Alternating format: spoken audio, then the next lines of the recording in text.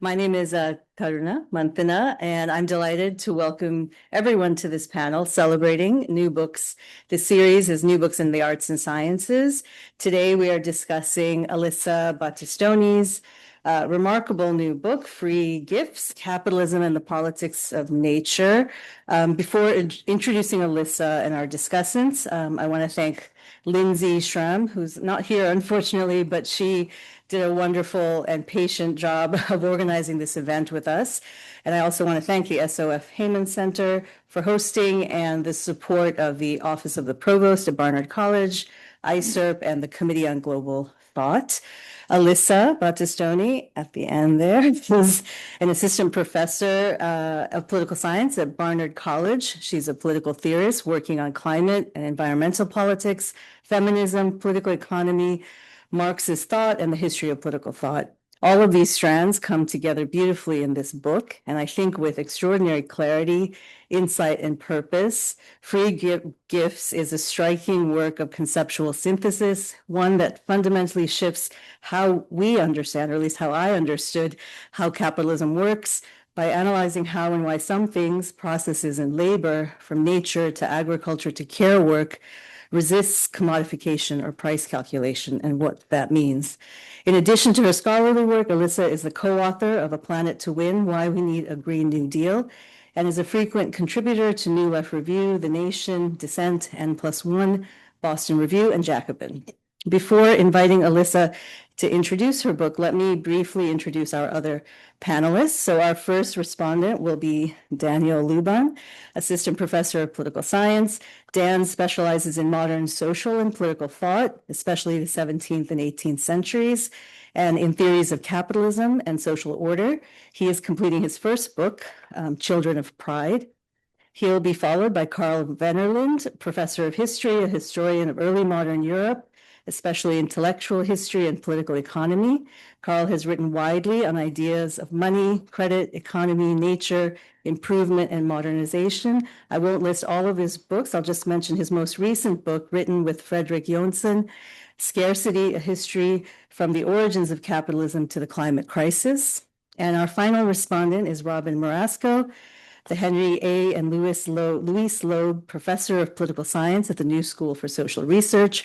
Robin works in critical theory, feminist theory, and psychoanalysis. She's the author of The Highway of Despair, Critical Theory After Hegel, which reconstructs the emancipatory project of critical theory around the idea of negative dialectics. Her forthcoming book is entitled Elements of a Political Theory of the Family. So please, Alyssa. Great. Thank you so much for being here. Thanks, Karuna, for that very generous introduction, and to Heyman for sponsoring this, to Lindsay, who unfortunately couldn't be here, for organizing it, and of course to these great panelists. I'm thrilled to have Robin and Karl and Dan commenting on the book. So there's a lot going on in the book. It's tough to describe in 8 minutes, but I'm going to do my best. So I'll just sort of get right into it and say a bit about sort of the three main interventions that the book is trying to make. And so the first is to offer a theory of the free gift of nature as a capitalist social form. The second is to sort of look more concretely at some manifestations of this phenomenon. And then the third is to offer a new critique of capitalism's treatment of nature, but really of capitalism more broadly. So I'll just go through this. So to start off, the free gift. The idea of the free gift of nature isn't mine. It's one that I take from classical political economy, from people writing in the 18th and 19th centuries, from the physiocrats to David Ricardo, who are remarking frequently as they try to describe the mechanisms of political economy on the role of non-human elements of production in production, from the organs of sheep to soil fertility to the wind that drives mills and sails, all kinds of things. But I look in particular to Marx's critique of classical political economy, and of course Marx is very critical of classical political economists on a number of points, namely for sort of failing to adequately situate their analysis within the particular social relations of capitalism.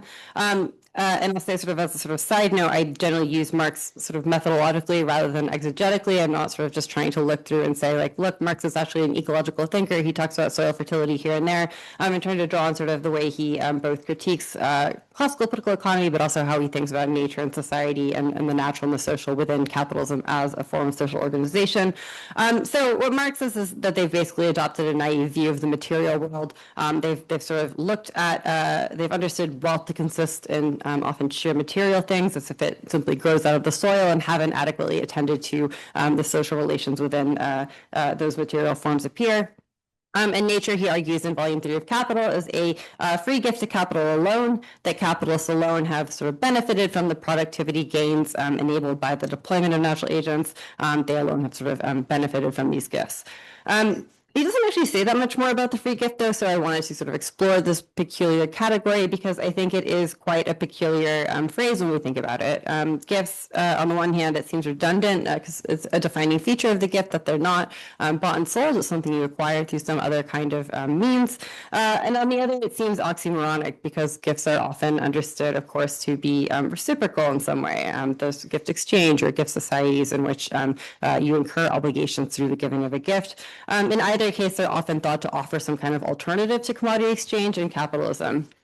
The free gift of nature, I think, is sort of neither of these kinds of gifts, and the modifier free, I argue, is telling. It provides us a clue that the free gift of nature is a category defined in relation to the market. It's free in the sense of costless or gratuitous. It denotes that something is priced at zero.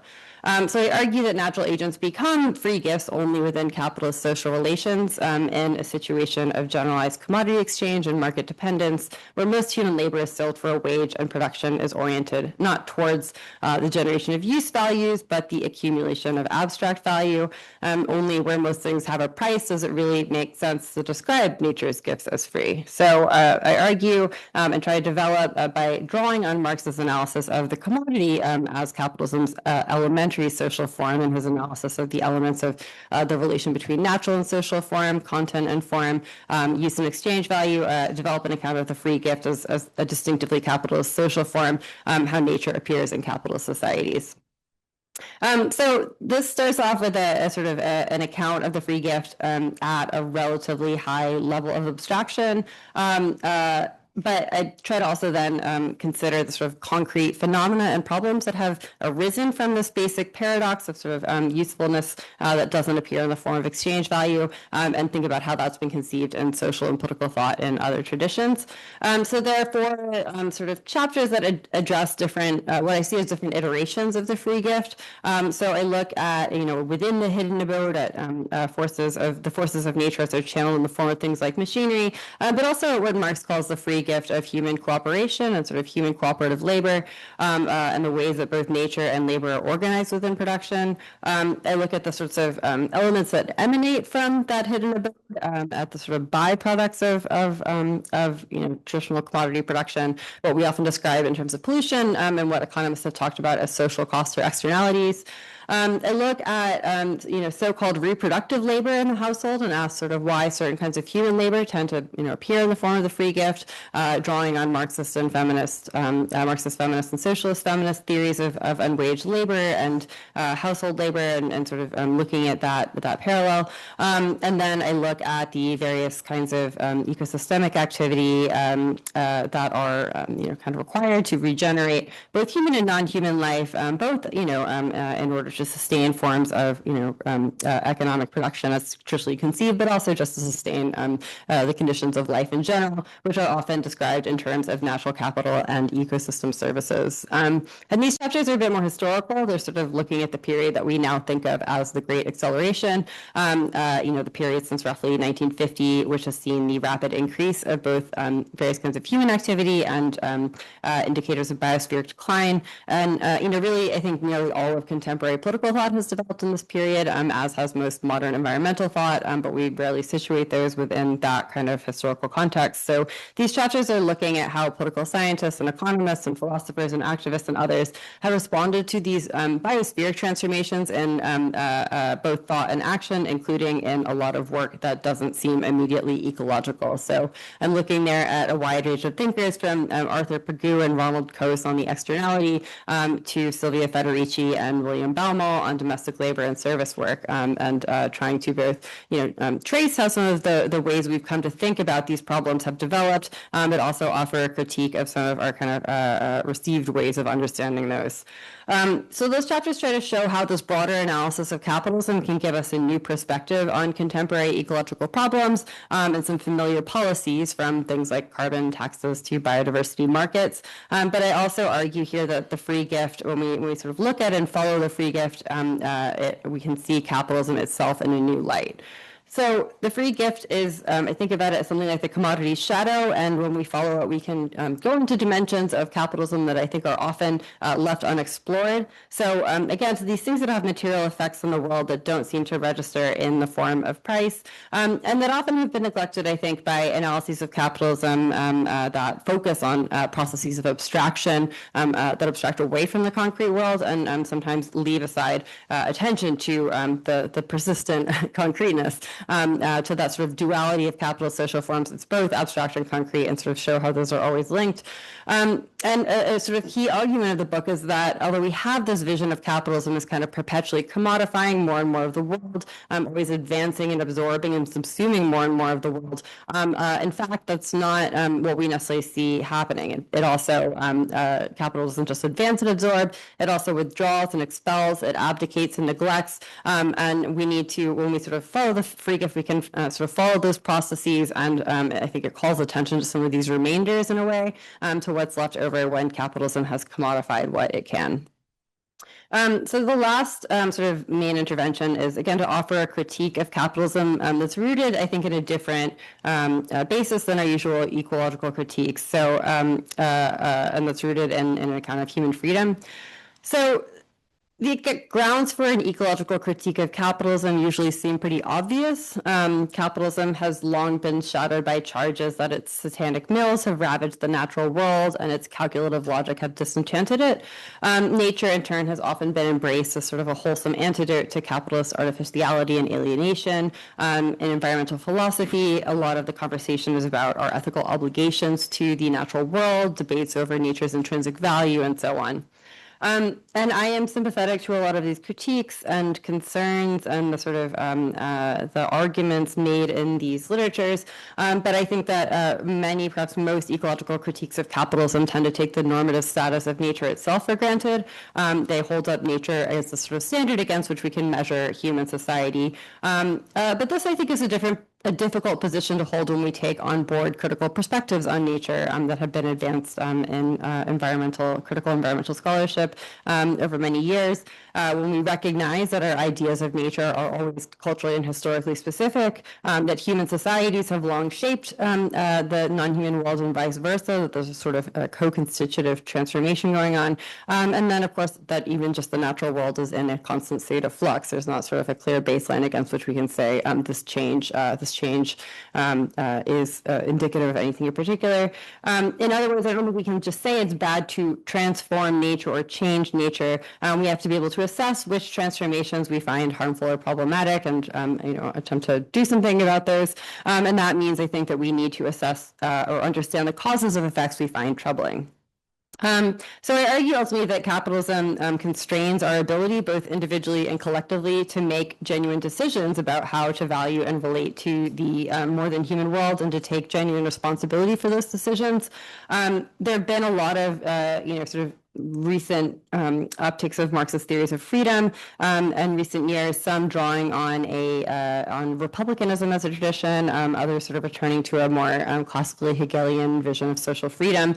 I draw on a maybe more unusual source, which is the existentialism of Jean-Paul Sartre and Simone de Beauvoir, to develop this argument, and can say more about that. But the upshot is basically that, again, capitalism limits our ability to treat non-human nature as something other than a free gift, and that's sort of the core problem we need to confront. There's more to say, but I will leave it there. Thanks again for coming. Looking forward to comments and questions from all of you. So thanks again.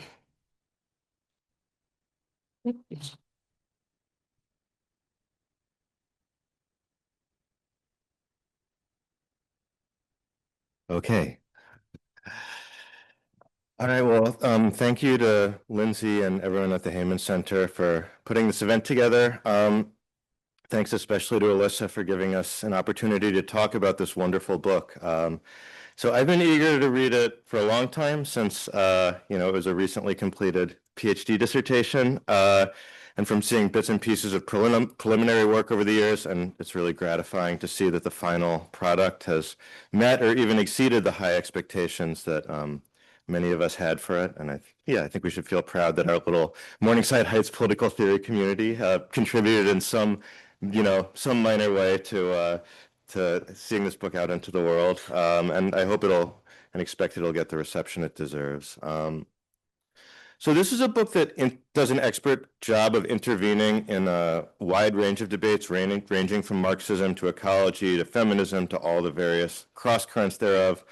It speaks to a lot of big questions that anyone facing a world of unchecked capitalism and an ecological crisis will have to confront. And so rather than trying to deal adequately with all these questions and debates in a few minutes of comments, I'll instead follow something of a division of labor and ask a few questions related to the book's achievements as a kind of social theory of capitalism, which is the area closest to my own academic interests.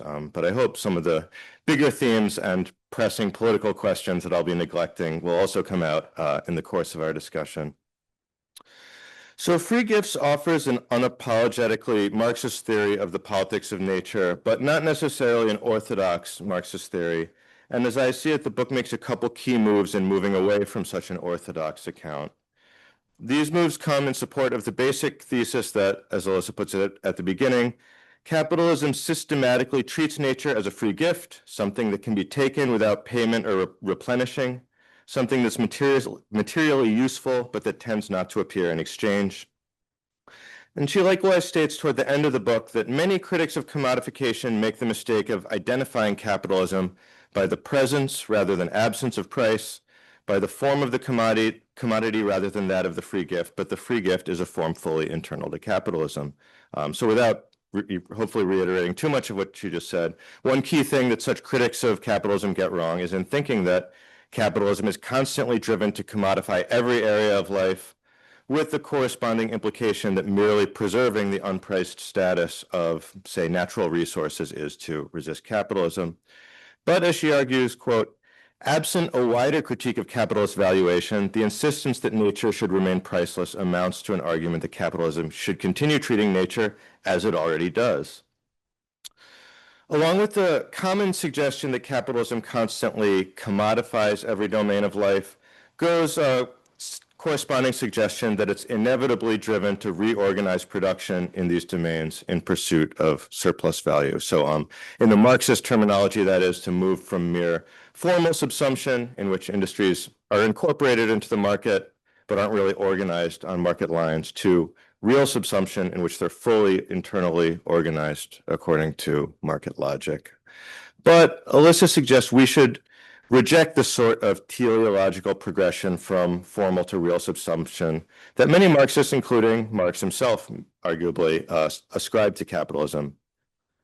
In practice, the specific material constraints of different domains mean that some will be thoroughly reshaped, but others will be abdicated, in one of the book's key terms, with the major caveat that just because capitalism abdicates any attempt to fully marketize a particular domain does not mean that it doesn't unintentionally reshape or even destroy that domain in pursuit of profit elsewhere. So in other words, being abdicated is not necessarily any better than being sort of entirely subsumed. So I found all these to be important and largely persuasive revisions of existing critiques of capitalism. Let me suggest another potentially unpopular move away from orthodox Marxism that might be worth considering. So as chapter 1 of the book notes, the Marxist theory of value is a thoroughly anthropocentric one. So Marx certainly rejects the premise that humans are the source of all wealth, that is, of everything that's useful or in a kind of colloquial sense valuable in the world. But he accepts the premise that human labor is the only source of exchange value, of capitalist value. There are, of course, debates about the extent to which Marx took on board the labor theory of value as developed by classical political economists like David Ricardo. versus the extent to which he recast it in a different and critical register, as argued by the school of value form Marxism, to which Alyssa seems sympathetic. But it remains the case for Marx that under capitalism, all value stems from human labor, which means that in cases where things command prices in the market but don't embody human labor, he resorts to the idea that these things have a price without having a value, as he puts it in the third chapter of Capital, Volume 1. So he gives the example, I think notable for this discussion, of uncultivated land, which people can and do buy for money, but which is without value because no human labor is objectified in it, as he puts it.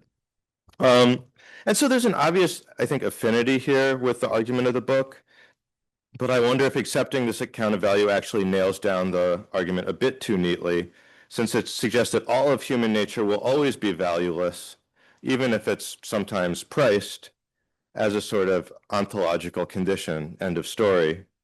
Whereas as I read the later chapters of the book, they suggest a picture that's perhaps more productively messy, in which nature is systematically devalued, but the precise mechanisms that this takes depend a great deal on the material realities of which part of nature we're looking at. So some domains will necessarily be abdicated, others can sometimes be commodified in ways that don't necessarily correspond precisely to their relationship to human labor. Here I thought there might be a parallel to the brilliant account of domestic and service labor in chapter 5 of the book, which captures the ways in which such labor is systematically devalued, but also the ways in which it can take both waged and unwaged forms, depending on specific conditions on the ground. So that's my pitch for why Alyssa could get away with jettisoning some of the distinctively Marxist account of value as stemming solely from human labor and conceptually different from price, without actually really jeopardizing any of the core insights of the book. Okay, and let me close by posing one other set of questions related to the concept of capitalism itself. So Alyssa notes that her book doesn't posit an inside or outside to capitalism, or assume that some parts of social or ecological life are part of capitalism while others are not. This is a core premise for some of the book's key insights, notably about the ways that certain domains are thoroughly reshaped by capitalism while still being abdicated by it. And it seems especially appropriate in the contemporary world, where, as she rightly notes, capitalism encompasses nearly all the world and is the system upon which nearly all human beings depend for our lives and for our livelihoods and for our lives. Excuse me. But this situation isn't eternal or even necessarily that long-standing. So as fellow old millennials, Alyssa and I are some of the last people who have a few patchy memories of the world before 1991, when some large chunk of the globe could plausibly be called non-capitalist. And historically, we'd have to say that the onset of capitalism over the last few centuries has been gradual and uneven. So it's not like the system just locked into place everywhere all at once. But if the onset of capitalism has been gradual and uneven, that raises the question of whether the exit could be similarly so.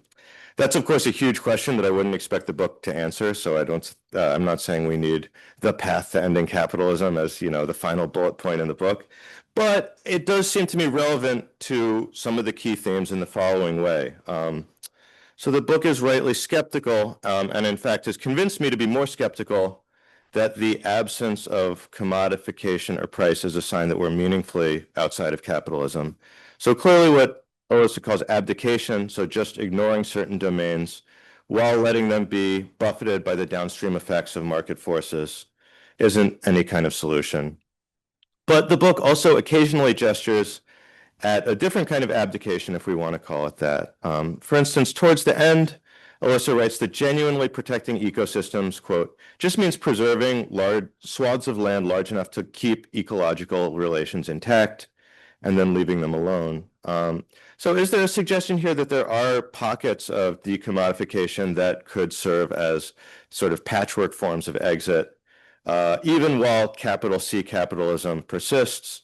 Or is the suggestion that we would never even be able to get those pockets while capital C capitalism persists? So anyway, with that large and open-ended question, I'll end my remarks and look forward to the discussion. Thanks again. So I wanted to begin my remarks by asking the relatively large question about what it is that makes capitalism unique. And there's, of course, a massive debate about this. Some people suggest that it is the invention of private property, others generalized profits, still others money and financialization, surplus extraction on a grand scale, capital accumulation, et cetera, et cetera. Of course, your Marxists will have one explanatory framework and neoclassical economists will subscribe to a different one. The problem I find is that you frequently come across annoying medievalist and classical scholars who always suggest that these institutions existed way ahead of time for hundreds, if not thousands of years. So the question then lingers, what is it that really makes modern capitalism unique and that what separates it from prior social forms? Had I had a PowerPoint at this point, I would have showed you a picture of New York City in 2025 and a picture of London in 1700, and I would have asked what is different about these two places. They both had markets, they both had capital accumulation, they both had private property, et cetera, et cetera. So your answer likely then would have been that the difference is the materiality. The materiality of capitalism is really what defines each of its era. Now, in the past, we used to think, and we used to periodize history by thinking about the dominant material that was invented during that particular era. So we think about the Stone Age, we think about the Copper Age, the Bronze Age, the Iron Age, and so forth. And we could, of course, do the same with capitalism, only that the period would be a little bit more curtailed. So we could think about the age of steel or the fossil age or the silicone age, et cetera, et cetera. But what has had a tendency to happen in the last 200 years is that the materiality has fallen out of the picture. Instead, theorists have come to understand the world only in terms of the social, political, and economic reality. I suggest that what's really an integral part of any useful explanation of capitalism is that one has to look at how people in different moments have related to the inner workings of nature, how they've understood the molecular sort of nature of nature, how they've been able to harness and command materials, transform them into other forms of materials, and also, of course, to unleash and to command and harness different types of energy. So we move from relying on muscular energies, which is about 90 watts, to draft animals yielding about 800 watts, to steam turbines generating a megawatt, to nuclear reactions generating about a gigawatt. So that has allowed us to transform things like sand into civilization and empire building commodities and materialities such as glass, concrete, silicone, semiconductor, and fiber optics. So any sort of useful explanation of capitalism, in my opinion, ought to zero in on energy and materiality, right? Now, most of the time, the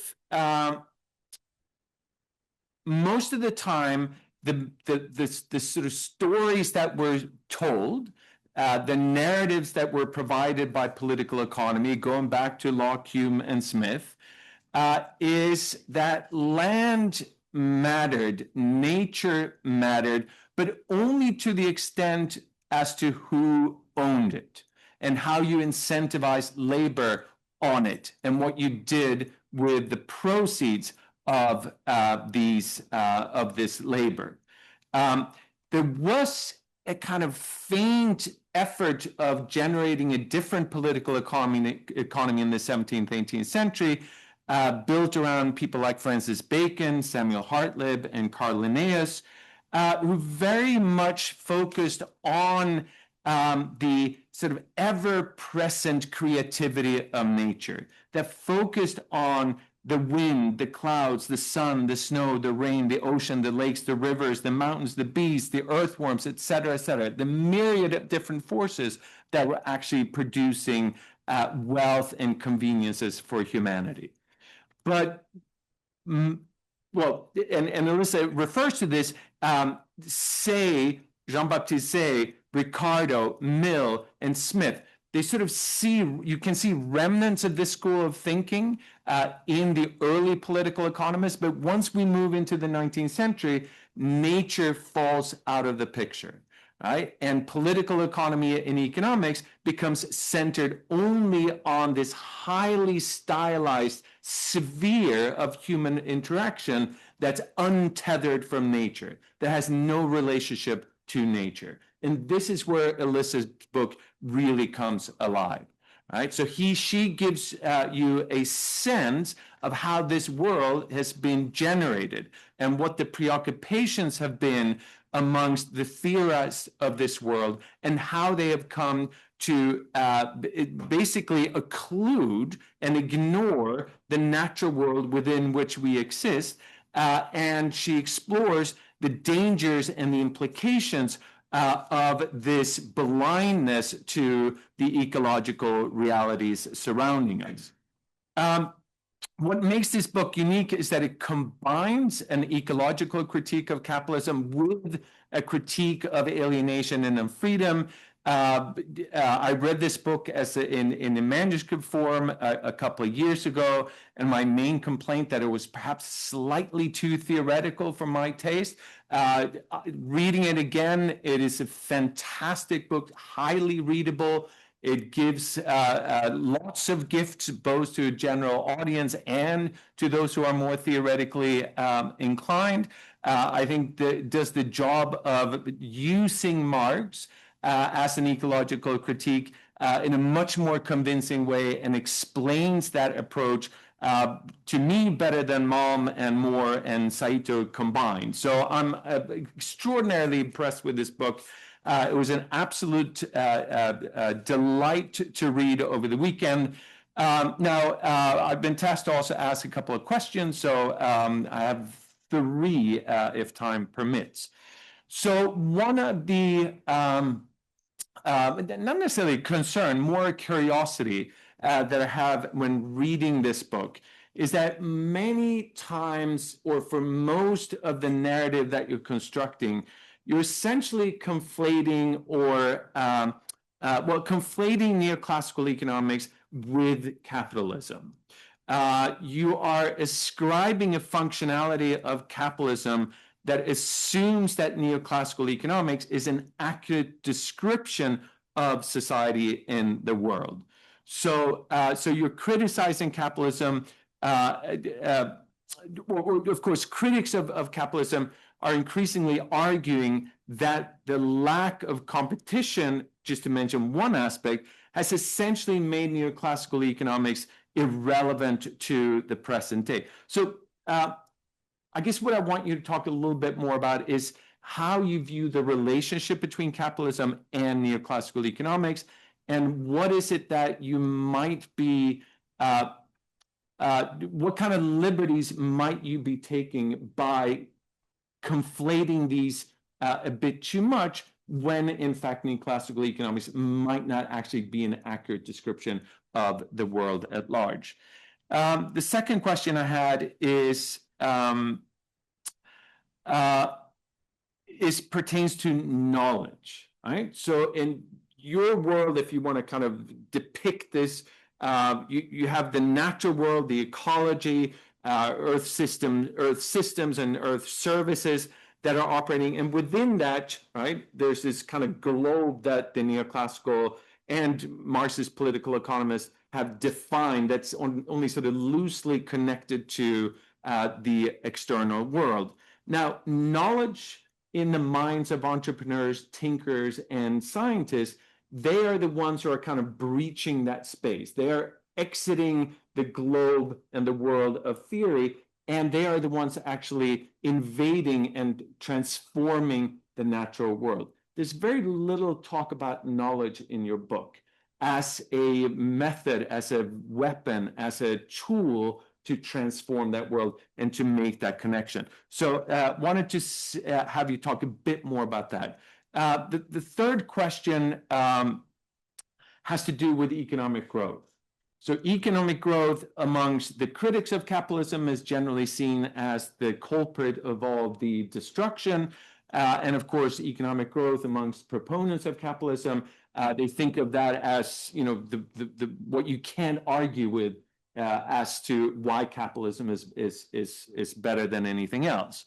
Why the choice of not really talking about growth in the book?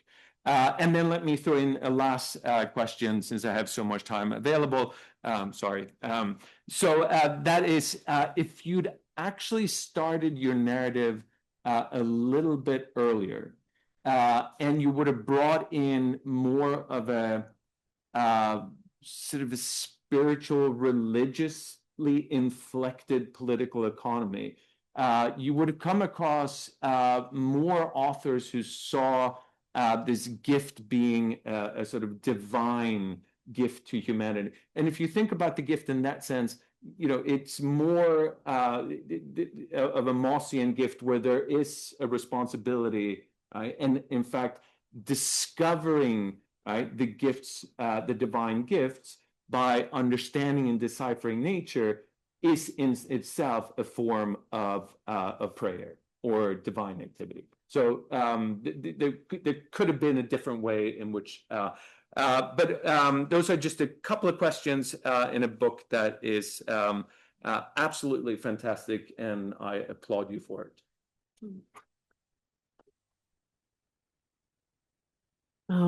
Okay, thank you. I want to thank Karuna for inviting me to participate in this event, all of you for being here, and Alyssa for writing this extraordinary book. I'm honored to be asked to say something about it. I learned so much. Let me say something about what I think makes this book extraordinary before turning, alas, to some of my questions and criticisms. I will raise these questions and offer some criticisms in a comradely spirit. The forces of reaction are real right now, and I admit that I hesitate in these times to proceed with business as usual on the academic left. I feel this especially as a feminist, where drawing lines of demarcation and disagreement puts additional pressure on an already fractured and demobilized political project.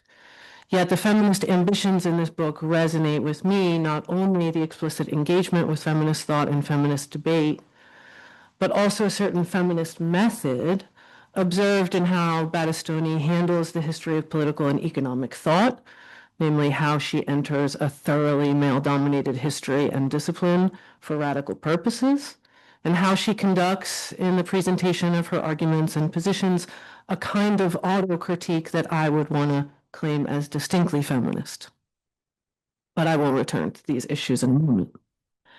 First, let us marvel at the theory of the free gift of nature, kind of original theory, and it's rare and incredible to read a book that offers up an original theory. So let's just kind of marvel at that achievement, which Battistoni argues as a capitalist social form, that capitalism depends on the free gift of nature as its, this is a kind of dated formulation, but I think it's quite operative in the book, a kind of constitutive exclusion, that which is kept outside of the system of value, which nonetheless allows that system to operate and constitutes, from the perspective of capital, the free gift that is, or nature, a permanent plenitude, a limitless bounty, an endless supply, right? So this view from the point of capital, in which nature is a kind of pure plenitude, limitless bounty, endless supply. I think this is perhaps the point of contact with that anthropological notion of gift that we find in Mauss and Bataille, right? The gift as something which is fundamentally sort of excess, right? That which cannot be reciprocated, that which exists beyond exchange, right? And as Battistoni well knows, there's another way that anthropologists have thought about the gift, right? not as that kind of pure excess, which cannot be reciprocated, but precisely as the first act of sociality and the beginnings of what we would call political economy, right? And so here, it would suggest, according to this anthropological vision, that capitalism represents not the end of a gift economy, right? But rather that a logic of commodification was always already implied in the gift. Brilliant. It's all brilliant. I do wonder whether nature is sort of specific here to capitalism, or whether capitalism functions always by its constitutive exclusions, whether capital's relationship to nature is a kind of template for establishing its relationship with everything that is like nature, women, primitives, children, etc. Right? So I was really wondering about the kind of specificity of nature as the constitutive exclusion. If it is specific, in what way, and how might it offer a kind of template? I also appreciate that Battistoni wants to think about capitalism beyond the logic of commodification, that she is interested less in how capitalism functions to commodify everything and more interested in what it leaves out of the price system, although I would also want to insist that the leaving out is precisely wrapped up in the logic of commodification, right? As you say, the free gift is only free and only registered as free in the context of a price system that commodifies everything. So we're not wholly outside of the machinery of commodification, right? We're sort of inside of machinery of commodification, which sort of spits out, I think, your other images, remainders. And I'm sort of interested in the free gift that seems to precede capitalism and enable it to function, the sort of abandoned sites and resources that are sort of temporary way stations, and then these sort of remainders. And I think these are all suggesting something slightly different in terms of sort of logics of that which is unassimilated or excessive to capital valuation. Nature is that vast array of life form and activity that is left out of the price system, forms and activities with which capitalism depends, but which have no value, no accounting according to its mechanisms. And accounting seems somehow important here, right? Genuine responsibility as a proper accounting of the gifts of nature. I did wonder what an existentialist philosophy of responsibility of the sort laid out as an alternative to the free gift of nature would actually entail on the level of public policy. If something like a tax on carbon, call it a responsibility tax, is not where the existentialist rubber might hit the road. Battistoni's turn to existentialism, though, made a lot of sense to me. Beauvoir in particular, and even more than Sartre, sees freedom in its inescapably social and situational dimension.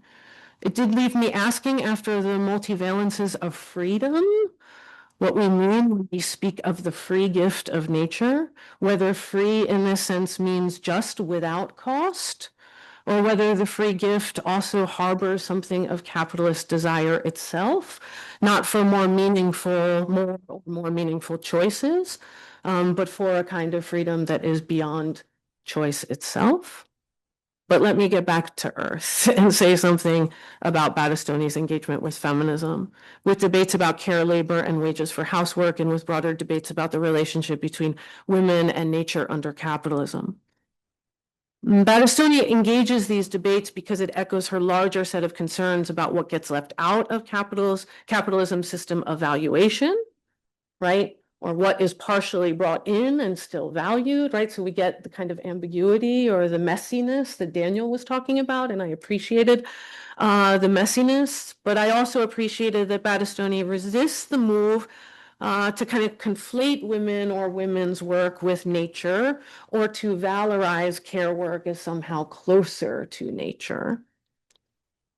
And yet, whether she's successful in resisting that conflation of women with nature, or the valorization of care work as somehow closer to nature, I am less sure.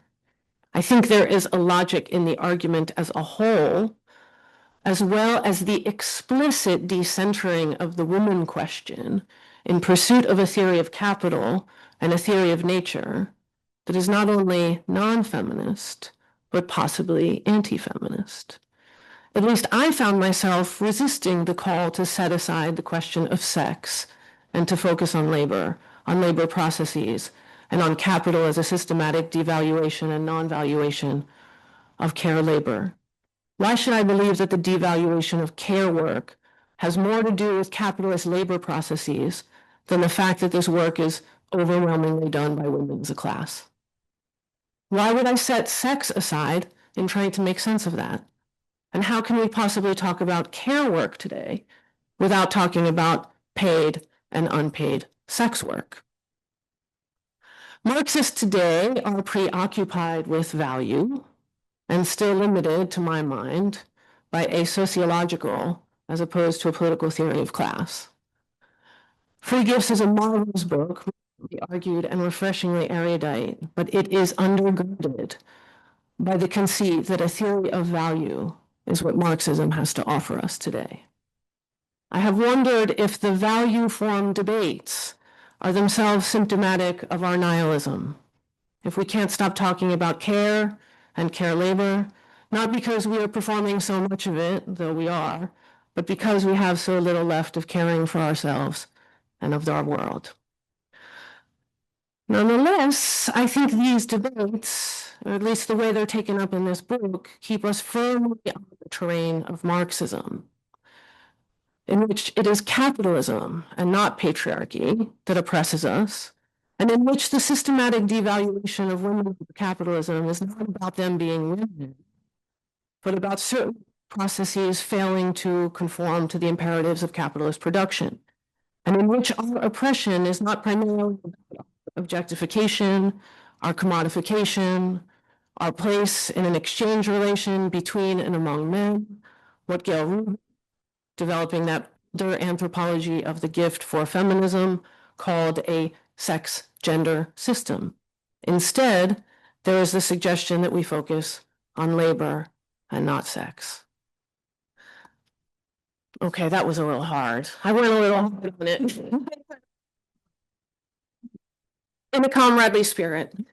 I appreciate that Battistoni is primarily addressing capitalism, right, as a historical form, right? And she is not primarily interested in what I'm describing as the sex gender system. She's interested in the material and ideological exploitation of nature as a free gift under capitalism. Perhaps I am suggesting that the parts of her book that I found most inspiring and inspired, that showcased her extraordinary range and erudition, were also precisely those moments that felt to me too restricted, too narrow, in which I felt I was being pulled back onto a political and theoretical terrain that the best moments of the book were giving me some relief from. So thank you.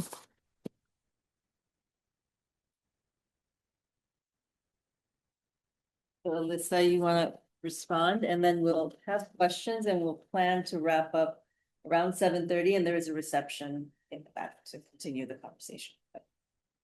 Okay, great. First of all, thank you all so much for these wonderful comments. This is really great. And yeah, it's like you're all dream readers. So this is exactly what I was hoping for, is get a little spicy. And I'm, I might actually just start actually with Rob's questions. So I think they might open up a little bit more into some of the questions that Dan and Karl asked, and say a bit about why I focus so much on value and to start off, and then sort of how that relates to some of the questions of like Marxism related to other kinds of theories of political economy and so on. So yes, the book is very much takes, I think, and speaks, I think, as well to some of Karl's questions around like sort of how to think about capitalism. And I do take quite a narrow view of, or like a minimal view of capitalism, and of sort of how sort of look at it quite in a way that you might say is reductive.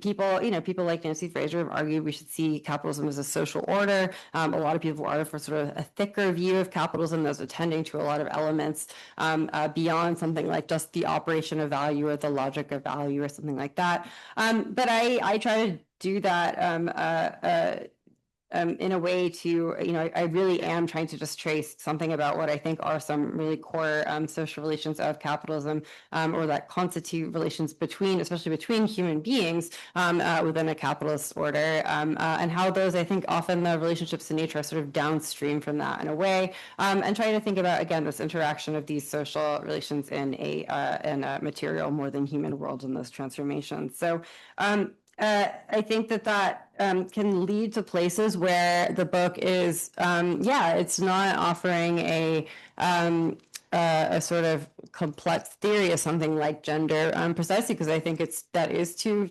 often too complex to be able to do justice to, and the kind of theory I'm trying to sort of at the level of theory, I guess I'm trying to develop. I think there are actually many ways to think about this as much more, the actual actually existing capitalism, I guess, is often much more complicated and more complex than certainly some of the places where I might describe some of the operations. But again, I'm trying to, I think, focus on this kind of like fundamental social form in a world of like material context. I think that's what's been often neglected in other arguments that focus almost exclusively on the social and attend quite a lot to the different elements of sort of social and cultural relations that might inform something like for example, the organization of labor and gender. And I'll say, it's not about, I guess I'm not, part of the reason I bracket the woman question in this one chapter. And I'll say too, this book originally began as actually a comparison, really trying to apply a lot of Marxist feminist analyses to think about nature, to sort of extend a wages for housework type critique and sort of bring, kind of use that to understand why nature is, treated as a free gift and devalued. And then this is where Robin's referencing the auto critique. I came to think that was wrong. That was not a convincing argument. And I have found, the value form analysis and a theory of value much more explanatory, I guess, in trying to think about both how and why certain kinds of labor are and are not, how certain kinds of labor, human labor, are and are not, brought into forms of commodification and subsumption, but also thinking about a number of these other questions. So it's almost, I think I hope it's not nihilist. I hope it's something about like, I do think that we need to understand some of these processes in order to have a better account, not, maybe not no account of gender or women or the oppression of women. I don't want to say we shouldn't think about those things, but I think we need to have a different, I do find our existing accounts quite unconvincing, and think we need to have a better account of what is happening with labor and labor processes to start to figure out what we think is going on with sex and gender beyond them. I think that, again, these things are much more complex than I would kind of give maybe am articulating in the book, but I don't think it's sort of, again, division of labor of trying to focus on one thing at a time. So there is a narrowness, I would say, in many places, and I think the same is true. So maybe this is where I'm going to say something about some of how I try to think about the relation of like the human and human labor, and say something about some of Dan's questions. So I think in some ways, what Dan's question and comment on thinking about, can you get away with this with jettisoning the kind of Marxist account, whether it's the value theory of labor, or labor theory of value, without losing the core insights of the book? And I think you could in some respects. I think this is like you're sort of pointing to this, putting your finger on this attempt to do both like a Marxist analysis and like a value firm analysis in a very Marxist vein, but also to sort of, try to understand and look at and, often offer some kind of critique of the ways that, again, like as Karl points out, mostly neoclassical economists have tried to think about these problems in a quite different vein, but in a way that also recognizes this, trying to say, like, we can see these, these resonances across different theoretical traditions, and this is what I think is actually going on. There's to not cast out in many ways actually neoclassical theory, but to say I think there's actually is something that this is diagnosing or identifying that's useful, even if it's not perfectly describing something about how capitalism works, but that we might need to kind of interrogate on a different level or dig into from a different angle. So in any case, I think that there's a way that you can make some of these arguments about, again, the kind of how nature is whether or not sort of ontologically, systematically devalued, but how it is sort of practically devalued or valued without the kind of the Marxist value theory at the start. But I do want to hold on to that because I think it's actually quite important for thinking about, again, if we think about one of the questions I'm trying to explore in the book is why is there such a strong distinction between human labor and all of these other kinds of entities? Like Marx is very focused on that, but I think it's true that there is a really clear human labor has a distinctive significance in many kinds of social organization and life, but that there is something about the relationship between human beings in a class society and the sort of command of some people's labor power by others through the wage that from which nature is constitutively excluded. And this is something I would say actually is different with various forms of human labor. And to your question about the constitutive exclusions, Robin, there are a lot of human beings that are excluded, but who I think, at least in this particular form, could, like wages for housework, you could pay a wage to somebody performing housework. You can't pay a wage to non-human nature. You don't have that same kind of, you can have command over non-human nature, but you don't have the same kind of class relation. I think those things are quite important. And I try to offer sort of a minimal account of like what I think again, a kind of a narrow kind of like human capacities that are significant in capitalist society that aren't just kind of making the move like, well, human labor is valued because it's human labor, and that's trying to explore something about how and why these features of human consciousness and the sort of indeterminacy of human labor, the ability to deploy human labor in different ways, the kinds of struggle over human labor that result from that, and again, the sort of ability, a sort of conscious ability to distinguish one's labor power from oneself, to sell time for a wage, all these kinds of things are it's quite basic, but really important as sort of, again, elements of human distinction without sort of superiority or hierarchy, but that we can use to understand something about how that, what sort of capitalism does to, again, in reorganizing how humans relate to one another, but that then has all these downstream effects for how we relate to the more than human world. So that's, I guess, a little bit on like why I've tried to sort of do something with with value theory. And again, some of this comes out of originally having all of the same suspicions to you doing this, and then actually finding like it actually, that this I have found extremely powerful as a mode of explanatory and understanding what I think is going on in different sectors and things like that. That said, I think there is there's a level, and this is where I might say something about this, thinking about the social form as a question. Like there is this, I'm trying to make an argument that there's sort of a basic that there is almost, if not fully ontological, some basic way that capitalism sort of by default treats, that nature's sort of default status is of the free gift within capitalism. But, of course, there are a lot of ways, as Dan describes, to put prices on elements of nature to sort of represent non-human nature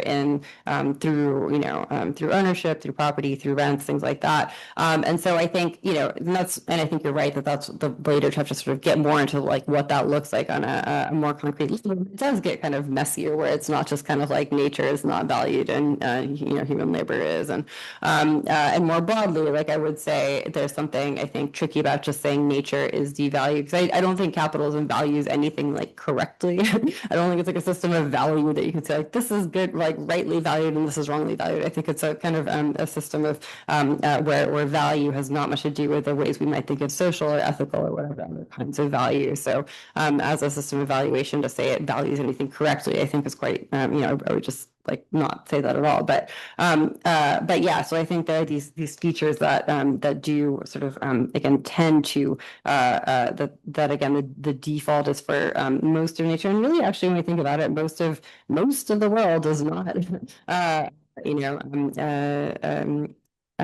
being in some way recognized by capital, like most of the things that exist in our world, most of the kinds of beings and life and processes, are not reflected in the system of value, and I think that is actually true.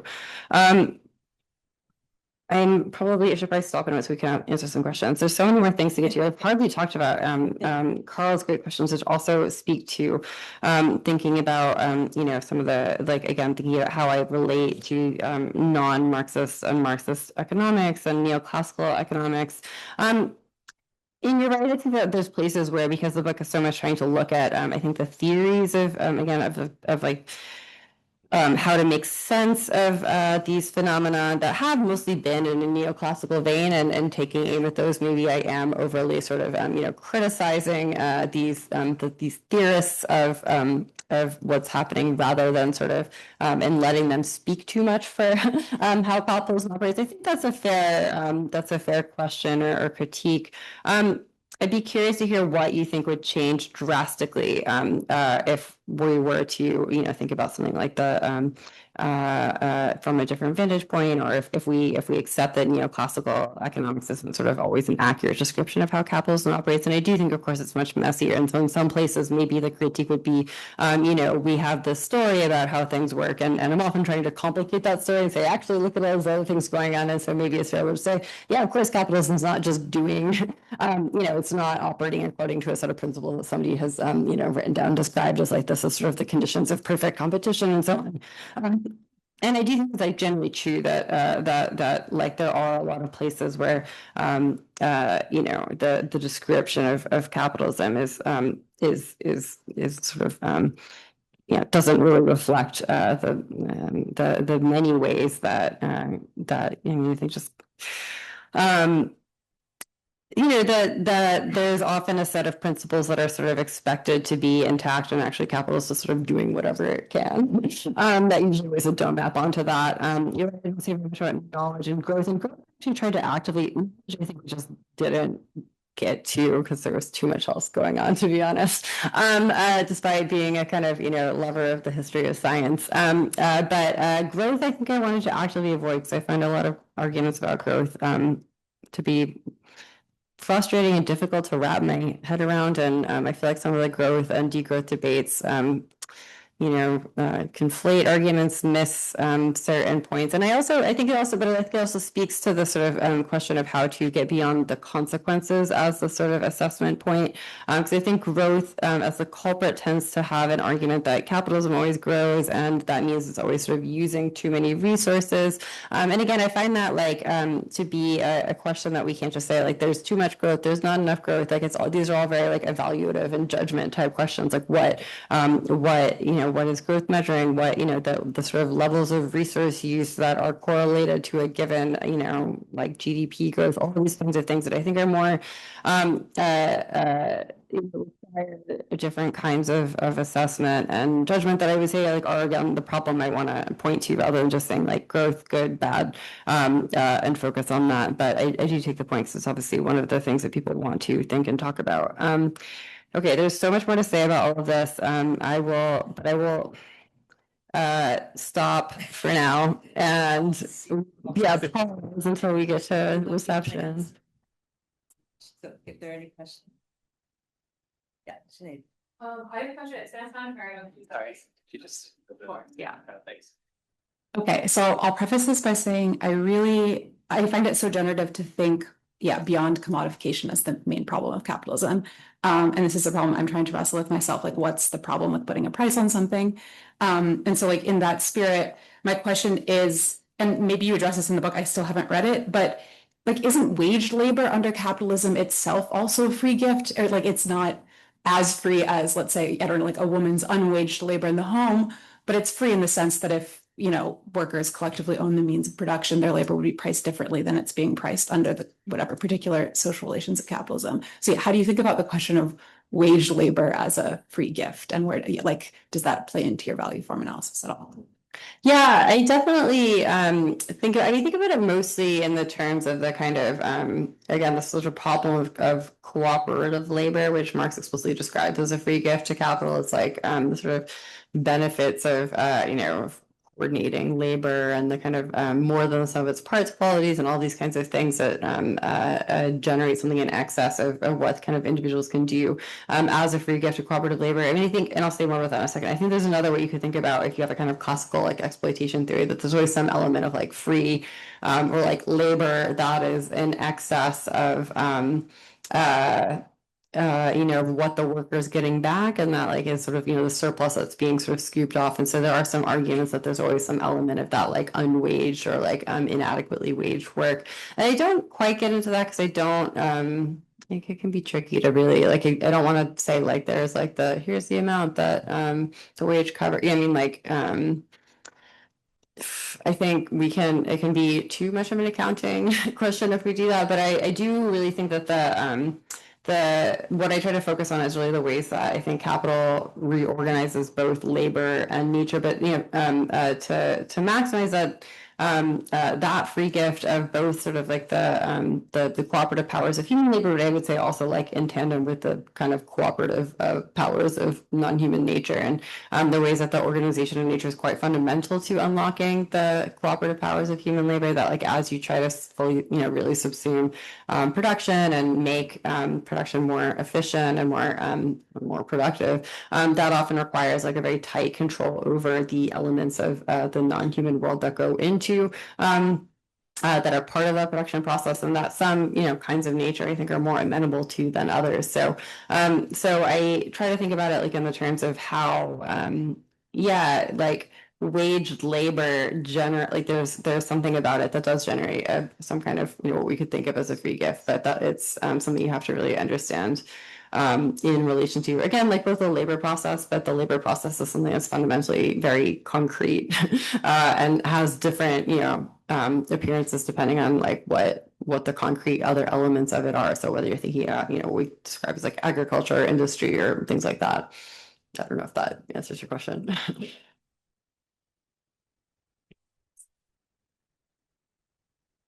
Thank you. Oh gosh. Fantastic book. I really enjoyed it. I come at this as someone who works in the climate sciences. I think this really just tied together a lot of things that have been bouncing around in my head for a long time. I particularly enjoyed parts of the book where you sort of make a critique of writers like Anna Singh, and I also would count James C. Scott in this as well, who sort of see modes of production kind of on the periphery or incompletely subsumed into commodification as somehow in resistance to it. I think it's good to not sort of romanticize that too much, which I think is something that people in the field of conservation, which is where I work, often fall into. At the same time, I wonder if we might find any models or examples of the kind of more democratically sort of determined systems of value around natural resources that you write about in any of those societies. Are there any sort of particular groups or instances that you would point to in kind of embodying at least some of the ideas that you talk about in the conclusion of the book? Yeah, it's a great question. Actually, I can answer one of Dan's questions that I forgot to get to.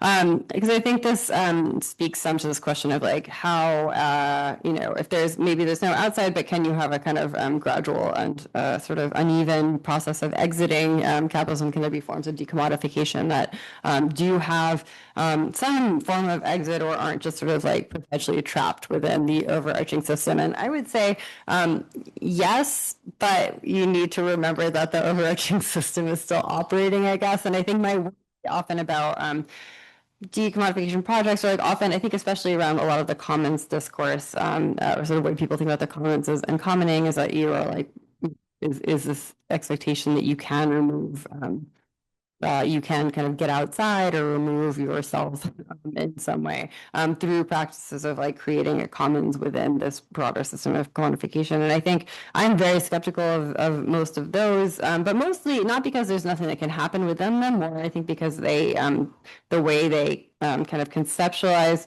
both like what the degree of again like exit from the overarching order and the degree which like you can organize internally as a commons and not sort of be subject to the pressures of what I talk about as market rule, and but also I think that kind of that failure to kind of recognize the ongoing, I guess, like interpolation and kind of shaping of those commons and systems by capitalism also, I think, suggests something, maybe a problem with the kind of strategic approach more broadly, which is like to say you have to get outside to challenge the system, or you have to get outside to challenge capitalism, whereas I think the classical view is like capitalism produces its grave diggers inside, right? And that's why the proletariat is supposed to be powerful. It's like internal. So I don't think we need to have this view of you have to get outside to have challenges. So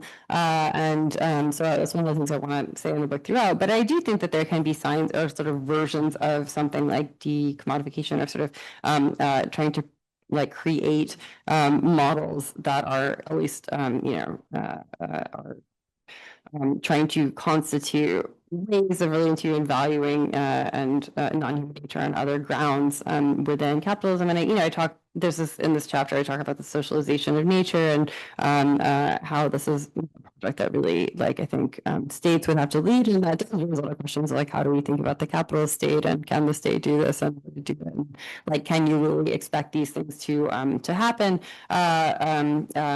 Like, are these genuine sort of either like possibilities, or will we never get there, and so on? And a lot of that is, say I've not figured out my full theory of the capitalist state, and that's my next book. So I feel like there's some places that are really that are pretty ambivalent in the book around what exactly that looks like or entails, because I think I am genuinely a bit I'm not sure I've fully worked out what I think, but I do think that there are points of, like, I do think that there are versions of that can both create some moral virtues, and sometimes they're just practically, like, again, like, if you can set aside some, you want an ecosystem to provide certain services, you sort of like set it aside and prevent it from being developed into some form of commodity production, and that's a useful thing to do. And if there's a way to also sort of make that more of like see that as a more actively political project that is advancing forms of decommodified life as like a basis of something like a step towards further struggles, or like that recognizes that's what that's doing, rather than just saying we've gotten outside of capitalism in our little commoning project here. That can be more valuable, I guess I would say. But yeah, it's I wouldn't say I have like a set of principles on which that ought to or can happen.